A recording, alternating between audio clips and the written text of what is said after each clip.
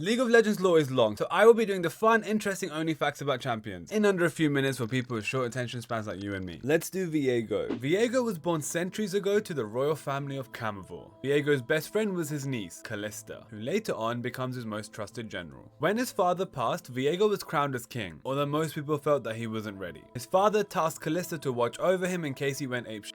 A few years after being king, Viego falls for a peasant named Isolde. Dude was deeply in love with her and even got married to her. As a result of Isolde, Viego began to neglect the kingdom, and that kind of pissed off everyone, so his enemies came together and conspired to kill him. So his enemies sent an assassin to kill Viego. The assassin failed because Callista stopped him, but Isolde got poisoned. And side note, this was the first step to Viego losing his shit.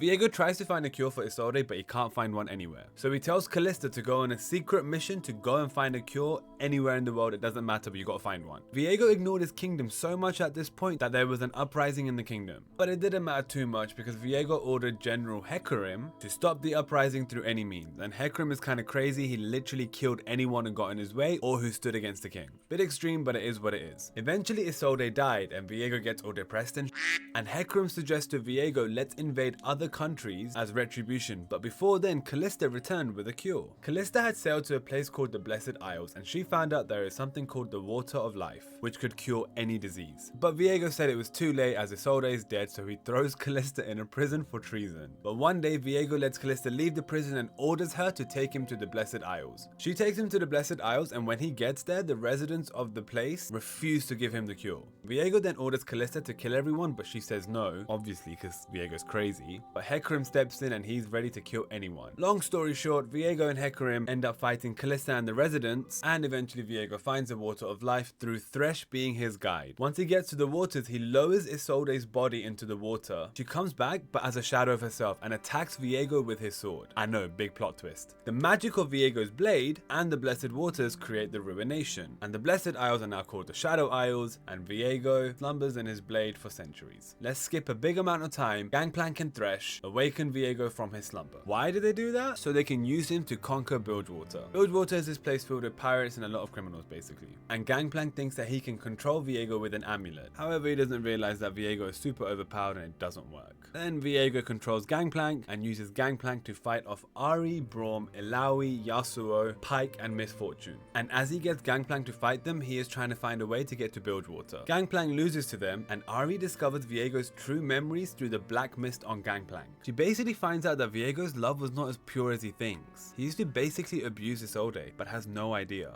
or thinks that's the correct way to love someone. Gangplank then wants to help them beat Viego and he gives Illaoi his amulet. Long story short, the champions of Bilgewater eventually defeat Viego by weakening him with his own memories and trapping him within the amulet. The amulet is then guarded by Illaoi. Illaoi then goes to the Shadow Isles in search for the Brethren of the Dusk, as they are the original creators of the amulet. And she basically wants to go and ask them if she can destroy the amulet with Viego inside. So to get there, she is escorted by someone called Reuven. When they get there, Illaoi meets Yorick, the last member of the Brotherhood, who reveals to destroy the amulet you have to put it in a very, very hot sauce. So Illaoi and her group decide to go to a volcano. As they set sail to go to the volcano, Reuven betrays them, as he is a puppet of Bartek, and Bartek is an agent of Thresh. Bartek manages to take the amulet and then returns it to Thresh. Side note, Thresh is the biggest villain ever, I swear to God. Let's skip some more time. Eventually Viego escapes the amulet and continues his search for Isolde. Basically, Isolde's soul splits into many fragments, and his theory is that if he gets all of them and puts them together, he can bring her back to life. He finds out that one of those fragments is within Senna. He goes to capture Senna, and at the same time he releases his soldiers, or demons, in Noxus, Ionia and Demacia to find other fragments. He fights Senna and is only able to take a portion of the fragment within her, as Senna escapes with help from Lucian. Viego then meets a gloomy Yordle. Yordles are these very small species like Teemo, Tristana, etc. And this Yordle is called Vex. And he meets Vex in the Shadow Isles. Vex loves Viego's darkness and agrees to help Viego find all of the fragments of Isolde. Eventually he finds all the fragments except 3, and as he is doing this he gains control over Draven, Misfortune, Pantheon and Shyvana. And the last 3 fragments are in Senna, Gwen and someone called the Maiden of the Mist. As Viego is being this supervillain, there is a group called the Sentinels of Light, and in this group is Senna, Lucian, Vayne, Akshan, etc. and they want to stop Viego.